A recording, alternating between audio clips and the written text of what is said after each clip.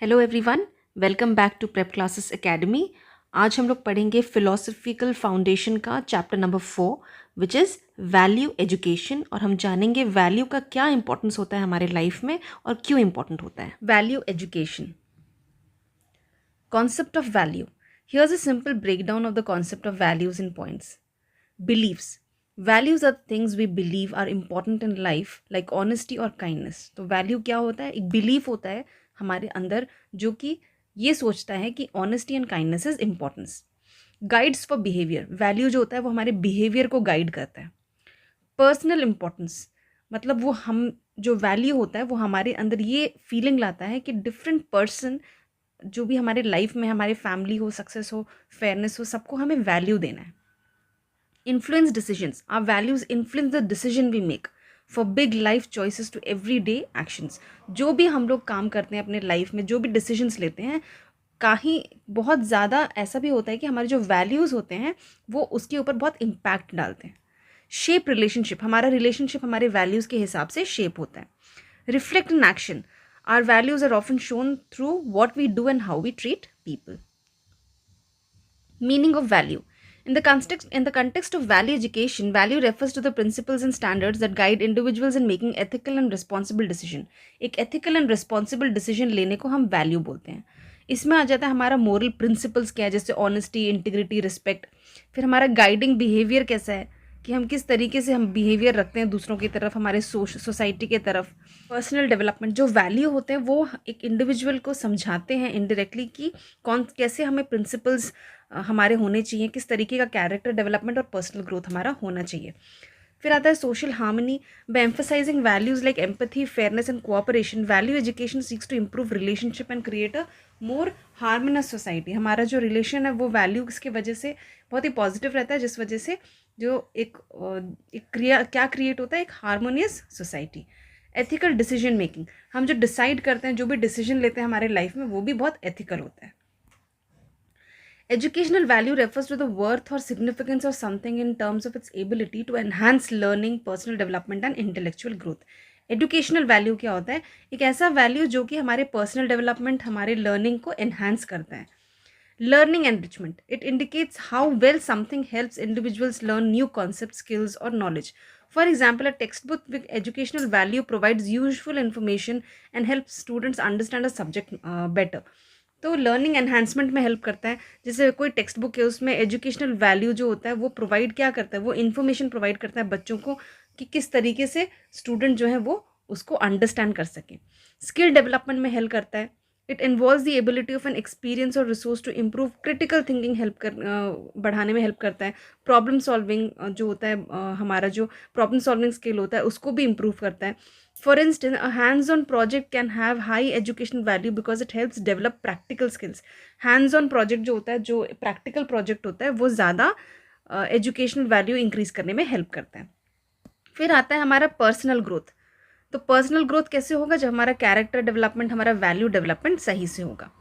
Academic achievement, it reflects how something supports academic goals and success, such as how a well design curriculum can enhance student learning and achievement. अगर educational value अच्छा रहेगा, education का curriculum सही रहेगा, तो उस तरीके से क्या होता है, बच्चों का जो लर्निंग होता है वो बहुत इंप्रूव होता है। Cultural and ethical awareness. It can also mean how well something educates individual about cultural diversity, ethics and social issues, fostering a well-rounded perspective. तो इससे क्या होता है, एजुकेशन वैल्यू जो होता है वो होता है कल्चरल एंड एथिकल अवेयरनेस के ऊपर भी होता है। मतलब कि जिस सोसाइटी में बच्चे रह रहे हैं, वहाँ के एथिक्स, वहाँ की डाइवर्सिटी, वहाँ का सोशल इशू, वो सब भी उनके करिकुलम में होना बहुत ज़रूरी है, जिससे कि उनके सोशल वैल्यूज़ भी इम्प्रूव होते हैं। Views on educational values. अब व्यूज़ ऑन एजुकेशनल वैल्यूज़ जो होता है वो दो चीज़ से बनता है। एक होता है इंटरनल एंड सब्जेक्टिव व्यू, एक होता है एक्सटर्नल एंड ऑब्जेक्टिव व्यू। तो अब हम लोग एक एक करके इंटरनल एंड एक्सटर्नल के बारे में डिस्कस करेंगे। है internal and subjective view. Internal and subjective view में पहला है personal perspective. The view is about how individual personally feel and think about the value of education based on their own experience and belief.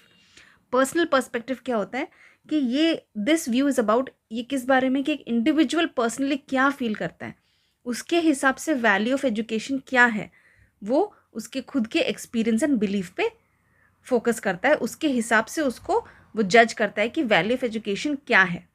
Individual importance, it focuses on what is meaningful to each person, such as how a particular subject or experience impacts them personally. Individual importance देखा जाता है, जिसका मतलब है कि वो इस चीज़ पे फोकस करता है कि हर इंसान की हाउ अ पर्टिकुलर जो सब्जेक्ट्स हम लोग स्कूल में पढ़ाते हैं, कौन सा सब्जेक्ट किस तरीके से इम्पैक्ट डालता है एक जन के लाइफ में, and experience impact them personally, और किस तरीके से वो चीज़ एक्सपीरियंस करने पर वो उनको पर्सनली इम्पैक्ट करता है। Varies by person, different people might have different opinion on what's valuable in education based on their own needs, interest and goal. दूसरा क्या होता है कि जो वैल्यू होता है एजुकेशन का, सबका अलग अलग व्यू पॉइंट होता है। अपने नीड, अपने इंटरेस्ट, अपने गोल के हिसाब से सब लोग डिसाइड करते हैं कि एजुकेशनल वैल्यू क्या है। किसी एक के लिए अगर कुछ एक डेफिनेशन है एजुकेशनल वैल्यू का, तो दूसरों के लिए कुछ और डेफिनेशन हो सकता है। Emotional impact, this view considers how educational experience affect people emotionally, like finding a subject inspiring or enjoyable. Emotional impact क्या होता है कि दिस व्यू कंसिडर्स, ये क्या कंसिडर करता है इमोशनल इम्पैक्ट की, अगर हम लोग लुकआउट से देखें तो उसके हिसाब से एजुकेशनल वैल्यू जो होता है वो ऐसा होना चाहिए जो कि सब्जेक्ट जो होता है वो बच्चों को इंस्पायर करे, उनको एन्जॉय दे और उनको इमोशनली स्ट्रॉन्ग करे, इमोशनली उनको एक्सपीरियंस दिलाए कि इमोशनल एक्सपीरियंस कैसा होता है। Self assessment, it involves individual evaluating the worth of educational experiences based on their own criteria and personal growth. इसमें इंडिविजुअल्स अपने खुद के ग्रोथ के हिसाब से क्या करते हैं, इवेल्युएट करते हैं एजुकेशनल एक्सपीरियंस को, उनके हिसाब से जैसा उनका खुद का क्राइटेरिया है, खुद का पर्सनल ग्रोथ जैसा हुआ है, उस एक्सपीरियंस के बेसिस पे वो एजुकेशनल वैल्यू का वर्थ डिसाइड करते हैं। External and objective view, external and objective view में पहला आता है जनरल स्टैंडर्ड्स, मतलब this view looks at the value of education from a broader perspective using common standards और criteria that are widely accepted. तो इसके हिसाब से जो जनरल स्टैंडर्ड जो वाइडली एक्सेप्टेड होते हैं हर जगह, उसके हिसाब से वो लोग वैल्यू एजुकेशनल वैल्यू को देखते हैं। Measurable outcome, it focuses on concrete outcome such as academic achievement, test scores और skill gained which can be measured and compared. इन इस लुकआउट के हिसाब से अगर हम लोग एजुकेशनल वैल्यू को देखें तो उनके हिसाब से एजुकेशन का वैल्यू कब है, जब वो लोग अचीवमेंट देखें, टेस्ट का स्कोर देखें, क्या क्या स्किल बच्चों ने गेन किया है वो देखें, उनके हिसाब say that is how they can measure educational value. Universal relevance, it considers what is valuable in education from a societal और इंस्टीट्यूशनल पॉइंट ऑफ व्यू। इस पर्टिकुलर लुकआउट के हिसाब से कि वो एक एजुकेशन जो है वो कब वैल्यू का होगा, जब वो सोसाइटी को पूरा देखे, such as importance of core subject और essential skills. It considers what is valuable in education from a societal और इंस्टीट्यूशनल पॉइंट ऑफ व्यू। एक सोसाइटी के हिसाब से, एक सोसाइटी के व्यू पॉइंट के हिसाब से क्या सही है क्या गलत है, उसके हिसाब से वो लोग डिसाइड करते हैं कि एजुकेशनल वैल्यू क्या है। External evaluation, this view includes assessment made by educators, policy makers और researchers about what should be included in the education.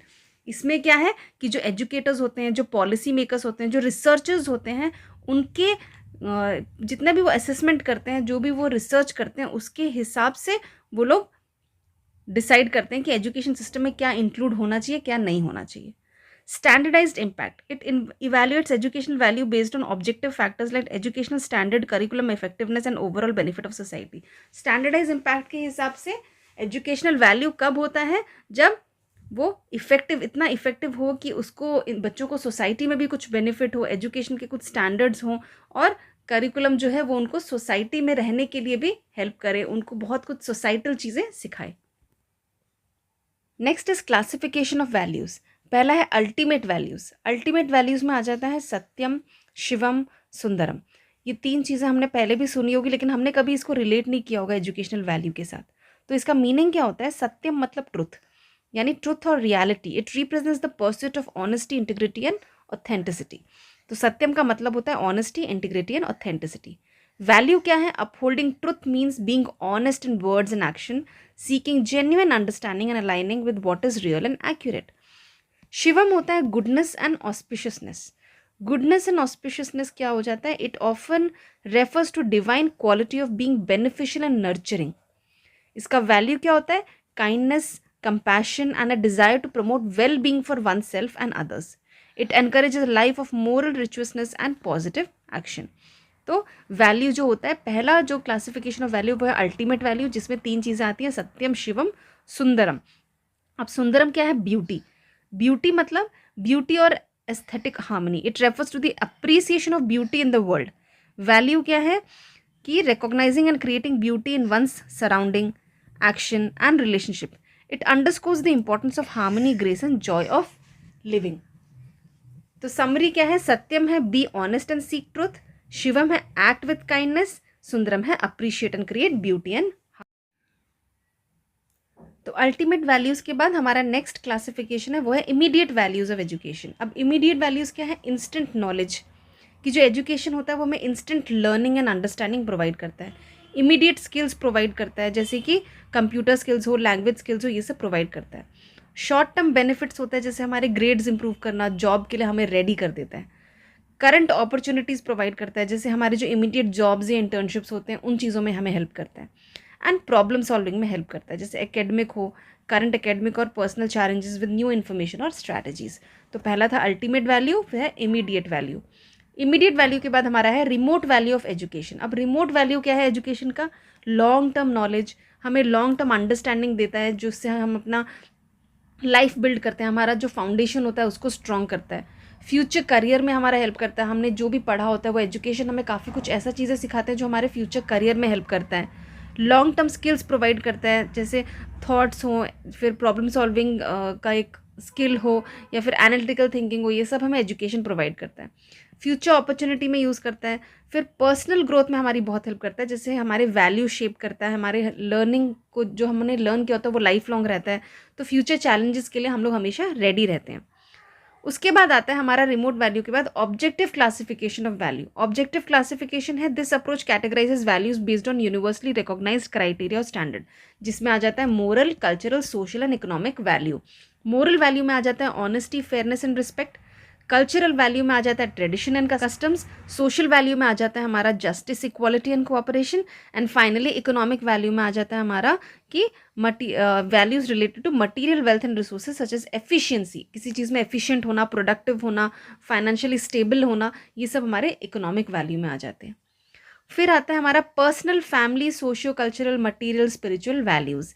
इसमें आ जाता है पर्सनल वैल्यू, जिसमें आ जाता है हमारा self respect and personal growth. हमारे फैमिली वैल्यूज़ यानी फैमिली के प्रति हमारा loyalty, support and tradition. Socio cultural values जिसमें हमारे कस्टम्स, बिलीव्स इन सोसाइटी में जो भी हमारा कल्चर होता है उसके ऊपर बिलीफ रखना और प्रैक्टिस करना, वो आ जाता है। मटीरियल वैल्यू यानी comfort, luxury and status. And spiritual value यानी फेथ होना, इनर पीस होना, बिलीफ होना प्रैक्टिसेस में, ये हो जाता है हमारा spiritual value. Finally, the last one is ancient values and human values. Ancient value, these are values that have been important in historical or traditional contexts. They improve principles and norms that were significant in past culture, like honor, duty and wisdom. ये जो पौराणिक चीज़ें पुराने time पे honour, duty, wisdom, इन सब चीज़ों पे बहुत ज़्यादा एम्फेसिस डाला जाता था, तो वो चीज़ भी हमें एजुकेशन प्रोवाइड करता है। और ह्यूमन वैल्यूज़ जिसमें हमारे आ जाते हैं कंपैशन, इक्वालिटी, डिग्निटी, एम्पैथी, ये सब भी हमें वो प्रोवाइड करते हैं। अब है वैल्यू क्राइसिस इन एजुकेशन। अब वैल्यू क्राइसिस क्या होता है एजुकेशन में? Value crisis in the family, conflicting values. Family might have different opinion on what values are important, leading to conflict और कन्फ्यूजन अमंग फैमिली मेंबर्स। सबका अपना एक सोचने का तरीका होता है, तो फैमिली में भी क्या होता है, सबका अपना ओपिनियन होता है, वैल्यू होता है, अगर वो मैच नहीं करता तो वहाँ पे कॉन्फ्लिक्ट हो जाता है। Changing dynamics. Modern changes in society like technology and or evolving roles can challenge traditional family values and structures. Of course, modern technology की वजह से जो हमारे ट्रेडिशनल वैल्यूज़ थे उसको हम भूल गए हैं, कहीं पे उन सब चीज़ों की वजह से भी काफ़ी कॉन्फ्लिक्ट होता है। लैक ऑफ कम्युनिकेशन, लोग आईटी में, लोग अपने कंप्यूटर में, फ़ोन में इतना ज़्यादा इंडल्ज हो गए हैं कि वो कम्युनिकेट करते ही नहीं हैं किसी के साथ, तो एक मिसअंडरस्टैंडिंग बहुत ज़्यादा हो जाता है, जिस वजह से फैमिली का जो बॉन्ड होता है वो बहुत वीक हो जाता है। ये हो गया पहला क्राइसिस जो है value crisis in the family. Next है value crisis in politics, corruption. Some politicians might act unethically और prioritise personal gain over public good, causing loss of trust and integrity. Politics में कैसे होता है वैल्यू क्राइसिस? करप्शन की वजह से, polarisation की वजह से। पोलराइजेशन क्या है? Political parties and leaders might focus on divisive issues rather than common values, leading to conflict and decreased cooperation. वो लोग उन्हीं सब चीज़ों में ज़्यादा फोकस करते हैं जिसमें उनका फ़ायदा है, और जिसमें करना चाहिए उसमें वो लोग नहीं करते हैं, उसको बोलते हैं पोलराइजेशन। तो इसकी वजह से भी वैल्यू क्राइसिस होता है। फिर शॉर्ट टर्म फोकस, पॉलिटिशियंस में प्रायोरिटाइज इमीडिएट बेनिफिट्स और election promises over long term values and sustainable solution. तो वो लोग क्या करते हैं, बहुत सारे प्रोमिसेस करते हैं, जब इलेक्शन का टाइम आ जाता है और इलेक्शन खत्म होते ही वो प्रोमिसेस सब भूल जाते हैं। तो वो जो शॉर्ट टर्म फोकस होता है उस वजह से भी वैल्यू क्राइसिस होता है पॉलिटिक्स में। फिर है value crisis in society, diverse belief, different groups in society में have different values leading to disagreement, ऐसा होता है तो इस वजह से वैल्यू क्राइसिस होता है। Erosion of trust, trust in institution and leaders में decrease, values like honesty and transparency are not upheld. अगर ट्रांसपेरेंसी और ऑनेस्टी ना हो तो वहाँ पे भी ट्रस्ट का इशू होता है। सोशल इश्यूज जहाँ पे इनइक्वालिटी एंड इनजस्टिस आ जाता है, again it is something that leads to value crisis in society. तो अभी जो हमने वैल्यू क्राइसिस के बारे में पढ़ा, उस क्राइसिस के मैनेजमेंट की ज़रूरत क्यों पड़ती है, तो ये कुछ फैक्टर्स हैं जिनके वजह से हमें क्राइसिस मैनेजमेंट की बहुत ज़रूरी है। पहला है पुअर कम्युनिकेशन। कम्युनिकेशन पुअर होने की वजह से मिसअंडरस्टैंडिंग और डिलेड रिस्पॉन्स बहुत ज़्यादा होता है। इस वजह से हमें क्राइसिस को मैनेज करना बहुत ज़रूरी है। फिर लीडरशिप इशू आ जाता है, जहाँ पे इनइफेक्टिव लीडरशिप होता है या फिर लीडर्स का लैक ऑफ सपोर्ट होता है, वहाँ पे भी हमें क्राइसिस मैनेजमेंट की ज़रूरत पड़ती है। फिर अनक्लियर पॉलिसीज़, अगर पॉलिसीज़ जो दिए गए हैं या प्रोसीजर जो दिया गया है वो जो है वो अनक्लियर हो, इनकन्सिस्टेंट हो, तो या फिर आउटडेटेड कुछ रूल्स एंड रेगुलेशंस दी हों, उस वजह से भी क्राइसिस मैनेजमेंट की ज़रूरत पड़ती है।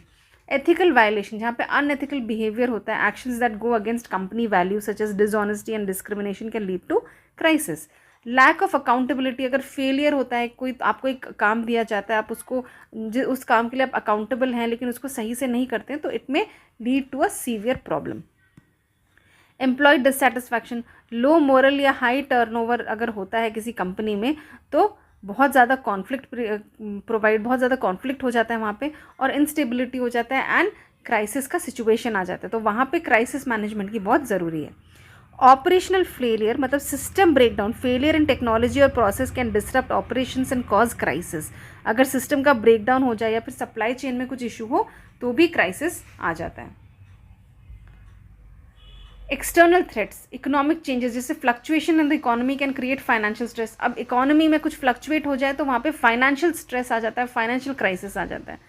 कॉम्पिटिटिव प्रेशर अगर हो, चेंजेस इन द मार्केट और competition can pose threat that lead to crisis. Again जब कॉम्पिटिशन मार्केट में फ्लक्चुएट होता है, कॉम्पिटिशन बहुत ज़्यादा आ जाता है, किसी फॉरेन कंपनी का कॉम्पिटिशन आ जाता है, हमारा कंपनी उस वजह से डूब जाता है, तो again it's a threat, it's a crisis. Legal and regulatory challenges, failure to follow laws and regulations can result in legal troubles, जो कि अगेन इट्स अ क्राइसिस। फिर कल्चरल डिफरेंसेस, जब कल्चर डिफरेंस होते हैं तो फिर लोगों के जो एम्प्लॉयज़ होते हैं उनके बीच में कल्चरल कॉन्फ्लिक्ट भी हो जाता है, मिसअंडरस्टैंडिंग हो जाता है, जिस वजह से कॉन्फ्लिक्ट होता है। Inclusion issues, failure to address diversity inclusion अगर ना हो तो वहाँ पे भी वर्क प्लेस में टेंशन क्रिएट हो जाता है। फाइनेंशियल प्रॉब्लम्स हो जाता है, बजट के वजह से होता है, और मिसमैनेजमेंट की वजह से, काफ़ी ज़्यादा पुअर फाइनेंशियल मैनेजमेंट की वजह से फाइनेंशियल प्रॉब्लम्स होते हैं, again it's a crisis and instability. फिर है हमारा value crisis management in work place में कैसे हमें वैल्यू क्राइसिस का मैनेजमेंट करना है। पहला है क्लैरिफाई कोर वैल्यूज़, जो कोर वैल्यूज़ एक कंपनी में फॉलो करना है, जो भी उन्होंने डिसाइड किया कि हमारे रूल्स ये होंगे, रेगुलेशंस ये होंगे, वैल्यूज़ ये होंगे, मीटिंग, ईमेल, ट्रेनिंग सेशन इस टाइप से होगा, वो सब जो है एम्प्लॉयज़ के पास क्लियरली बताना चाहिए, उनको अच्छे से क्लैरिफाई करना है कि उनका कोर वैल्यूज़ कंपनी का क्या है। फिर है मॉडल एथिकल बिहेवियर मतलब कि जो कंपनी के लीडर्स हैं, जो मैनेजर्स हैं, उन लोगों को रोल मॉडल बनना है अपने एम्प्लॉयज़ के लिए। उन्हें खुद वो बिहेवियर, वो एथिकल वैल्यूज़ जो है वो उस चीज़ पे चलना है, वो डेमॉन्स्ट्रेट करना है, ताकि सामने वाले एम्प्लॉयज़ जब उनको देखें तो वो भी सीखें और वो भी आपको एज अ रोल मॉडल देख के उसी तरीके से चलने की कोशिश करें। फिर है रिकॉग्नाइज गुड प्रैक्टिसेस। अगर आप देखते हो कि कोई एम्प्लॉय अच्छा काम कर रहा है, बहुत ही एग्जाम्पलीफाई कर रहा है कंपनी के वैल्यूज़, तो उसको एक्नॉलेज करो, उसको रिवॉर्ड दो। तो ये भी एक बहुत अच्छा तरीका है वैल्यू क्राइसिस मैनेजमेंट का। फिर है प्रमोट ओपन कम्युनिकेशन। जो कम्युनिकेशन है वो पूरा ओपन होना चाहिए, और वो कब पॉसिबल है, जब सेफ एनवायरनमेंट हो एक कंपनी में। एम्प्लॉयज़ का जो है उनको खुद को कंफर्टेबल फील करना चाहिए कि हम कुछ भी डिस्कस करें तो वो कुछ भी प्रॉब्लम क्रिएट ना करें, उनके लिए वो एनवायरनमेंट सेफ हो। फिर है providing training and resources. Training भी उनको पूरा प्रॉपर जो ट्रेनिंग है एथिकल बिहेवियर के ऊपर, कंपनी के वैल्यूज़ के ऊपर, वो ट्रेनिंग भी उनको प्रोवाइड करना बहुत ज़रूरी है, जिससे कि वैल्यू क्राइसिस मैनेजमेंट हो सकता है। फिर है इम्प्लीमेंटिंग फेयर पॉलिसीज़, जो पॉलिसीज़ है वो फेयर होना चाहिए और सबके हित में होना चाहिए, सपोर्ट सबको करना चाहिए। जो कोर वैल्यूज़ है वो सारे जो हैं वो फेयर पॉलिसीज़ के ऊपर बेस्ड होकर बनना बहुत ज़रूरी है। Encourage accountability, clearly defines what is expected in terms of behaviour and decision making. Accountability मतलब जब आप किसी काम को करने के लिए अकाउंटेबल हैं, आपको वो काम दिया गया है ख़त्म करने के लिए, तो फिर आपका जो वहाँ पे वैल्यूज़ है वो बहुत ही रेगुलरली एक्सेस करना बहुत ज़रूरी है, एनकरेज करना ज़रूरी है कि आप अगर इस चीज़ के लिए अकाउंटेबल हैं तो आपको अपने बिहेवियर एंड डिसीजन मेकिंग को कंपनी के हिसाब से ही रखना है। और वैसे एनकरेज करने से वो लोग जिस भी काम के लिए अकाउंटेबल होंगे उस काम को अच्छे से करेंगे। फिर है foster a supportive culture, employees के लिए बहुत ही सपोर्ट की ज़रूरत है, सपोर्ट देना बहुत ज़रूरी है ताकि उनका वर्क लाइफ और जो उनका खुद का घर का लाइफ है वो इक्वली बैलेंस हो सके। वो होम एंड जॉब के बीच में जगल जब करते हैं तो बहुत ही स्मूथली होना चाहिए। इस तरीके से सपोर्टिव कल्चर क्रिएट करना बहुत ज़रूरी है। फिर है एंगेज इन रेगुलर रिव्यू करना बहुत ज़रूरी है हर चीज़ का। अगर कंपनी में कुछ भी काम हो रहा है, कुछ भी पॉलिसीज़ हो रहे हैं या फिर कुछ भी इशू है, उन सब चीज़ों को रिव्यू टाइमली करने से आगे का प्रॉब्लम जो उसको हम लोग रोक सकते हैं, कुछ भी होने से पहले रोक सकते हैं। अडेप्ट टू चेंज, जो भी चेंजेस आते हैं हमारे वर्क प्लेस में, वो चाहे इंटीरियर हो या एक्सटीरियर हो, किसी भी टाइप के चेंजेस हो, उसको अडेप्ट करना बहुत ज़रूरी है। उसके हिसाब से खुद को भी चेंज करना बहुत ज़रूरी है। फिर आता है अप्रोचेस टू इनकलकेट वैल्यूज़। अब अप्रोचेस कौन से निकले थे या फिर बने थे वैल्यूज़ को इनकलकेट करने के लिए। पहला है Kothari commission 1964-66। The Kothari commission officially known as education commission, इसको एजुकेशन कमीशन भी बोला जाता है, was establish to assess and improve the Indian education system. अब उनमें काफ़ी सारे अप्रोचेस थे। कोठारी कमीशन में बहुत कुछ था, एजुकेशन सिस्टम को कैसे पढ़ाना है, कैसा करिकुलम होना चाहिए, लेकिन अभी हम लोग ये डिस्कस कर रहे हैं कि उसमें वैल्यू रिलेटेड क्या क्या टॉपिक था। तो कोठारी कमीशन में वैल्यू इनकलकेट करने के लिए क्या क्या अप्रोचेस थे। पहले था इंटीग्रेटेड करिकुलम, मतलब emphasised integrating moral and ethical values into the school curriculum across all the subject. सारे सब्जेक्ट में वैल्यूज़ एंड मोरल्स का टॉपिक भी होना ज़रूरी है, उससे बेस्ड भी हमारे सब्जेक्ट होने चाहिए। फिर है कैरेक्टर एजुकेशन। कैरेक्टर एजुकेशन बहुत ज़रूरी है, जहाँ पे ऑनेस्टी, रिस्पॉन्सिबिलिटी एंड रिस्पेक्ट सिखाया जाए बच्चों को। इससे क्या होगा, पढ़ाई के साथ साथ वो वैल्यूज़ भी इनकलकेट कर लेंगे। टीचर ट्रेनिंग की बहुत ज़रूरत है, टीचर्स को ट्रेनिंग देना बहुत ज़रूरी है ताकि वो effectively values and moral education को इम्पार्ट कर सके स्कूल में। कम्युनिटी इन्वॉल्वमेंट, जहाँ पे पेरेंट्स और कम्युनिटी का इक्वल सपोर्ट होना चाहिए एजुकेशन में, वैल्यू बेस्ड एजुकेशन में। पेरेंट्स अगर इंडल्ज रहेंगे स्कूल में तो उससे भी वैल्यू बढ़ती है, बच्चों को भी पता चलता है कि उनके ऊपर एक, उनके पेरेंट्स का, टीचर्स का तो है ही एक कंट्रोल स्कूल में कि टीचर्स उनके लिए हमेशा अवेलेबल हैं, बट उनके पेरेंट्स और उनकी कम्युनिटी भी उनके साथ है। फिर है national policy on education, NPE. The national policy on education is a framework and guideline set by the Indian government to guide educational practices and reform. अब इसमें क्या क्या चीज़ें थी वैल्यूज़ इनकलकेट करने के लिए। Value based curriculum, again same thing, जो करिकुलम है उसमें वैल्यू बेस्ड, जिसमें सेक्युलरिज्म, फिर डेमोक्रेसी, इंटीग्रेशन, ये सब टॉपिक भी कवर होना बहुत ज़रूरी है। कैरेक्टर फॉर्मेशन के लिए बच्चों को उस तरीके से हमें एजुकेशन इम्पार्ट करना है, उस तरीके से उनको प्रिपेयर करना है कि वो एथिकल डिसीजन मेकिंग करें और उनका कैरेक्टर डेवलपमेंट हो। टीचर्स का रोल क्या है यहाँ पे, टीचर्स को हमें गाइड करना है बाय गिविंग देम ट्रेनिंग, और टीचर्स को भी वैल्यू इनकॉर्पोरेट करना है बच्चों के अंदर अपने पढ़ाने के थ्रू। पढ़ाई के साथ, ऐसा नहीं कि अलग से उनको वैल्यूज़ का डेफिनेशन, वैल्यूज़ का लेक्चर दो, बट पढ़ाई के साथ साथ टीचर्स का रोल है कि वो उनको वैल्यू और एथिक्स भी सिखाएं और खुद एक रोल मॉडल बने। फिर है इंक्लूसिव एजुकेशन। इंक्लूसिव एजुकेशन मतलब रिगार्डलेस ऑफ बैकग्राउंड, कौन पुअर फैमिली से है, कौन रिच फैमिली से है, regardless of all that education should be inclusive. And finally we have community engagement. जैसे मैंने पहले बताया, कम्युनिटी एंगेजमेंट में आ जाता है हमारे लोकल कम्युनिटीज़, हमारे पेरेंट्स, इन सबको भी स्कूल में उनका इक्वल पार्टिसिपेशन होना चाहिए ताकि एजुकेशनल वैल्यूज़ रीइंफोर्स हों। उसके बाद हमारा नेक्स्ट टॉपिक है values and harmonious life. Let us discuss about this. How value promotes harmony. Value किस तरीके से हार्मनी प्रोवाइड करता है या फिर उसको किस तरीके से वो हमारे अंदर हार्मनी लाता है।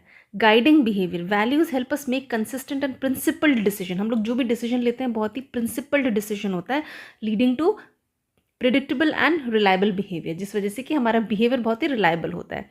Building trust. जब हमारा वैल्यूज़ अच्छा होता है तो ऑटोमेटिकली जो ट्रस्ट होता है, हमारा ऑनेस्टी होता है, हमारा जो ट्रस्ट होता है वो दूसरों के ऊपर बहुत ज़्यादा आता है और दे फील डिपेंडेबल ऑन अस।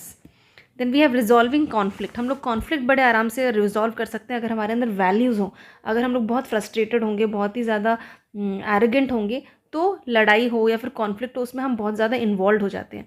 लेकिन अगर हमारे अंदर वैल्यूज़ हों, हमें पता है कहाँ पे कैसे डिसीजन लेना है, तो हम लोग आराम से अंडरस्टैंड भी कर सकते हैं एंड कॉम्प्रोमाइज़ भी कर सकते हैं। Then fostering respectful relationship. Respectful relationship हम लोग कब कर सकते हैं? जब हमारे अंदर वैल्यूज़ हो। वैल्यूज़ अप्रिशिएट करता है एंड रिस्पेक्ट करता है difference in other beliefs and practices. Creating a positive environment. हमारे आसपास का एनवायरनमेंट हम लोग बहुत पॉजिटिव बना सकते हैं थ्रू गुड वैल्यूज़। अगर हमारे वैल्यूज़ अच्छे हैं तो हमारे आसपास वाले लोग भी उस चीज़ को फील कर सकेंगे, क्योंकि हमारा एटमॉस्फेयर वैसा होगा, बहुत ही सपोर्टिव एंड बहुत ही encouraging. Then we have achieving personal fulfilment.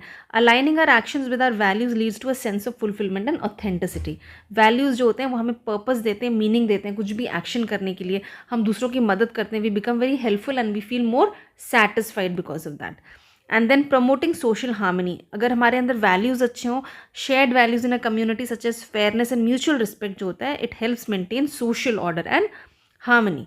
तो इसका कंक्लूजन क्या होता है? Values help us live harmoniously by guiding our behaviour, building trust, resolving conflict and fostering respectful relationship, creating positive environment, achieving personal fulfilment and promoting social harmony. तो value होने से हमारे अंदर जो ट्रस्ट होता है, जो रिजॉल्विंग कॉन्फ्लिक्ट रिजॉल्विंग एटीट्यूड आ जाता है, रिस्पेक्टफुल रिलेशनशिप क्रिएट करने का आ जाता है, पॉजिटिव एनवायरनमेंट हम लोग क्रिएट करते हैं, उस वजह से सोशल हार्मनी प्रोवाइड कर पाते हैं। By understanding and applying our values, we contribute to a more balanced and harmonious life by ourselves and others. Thank you for watching. Subscribe Prep Classes Academy and stay tuned.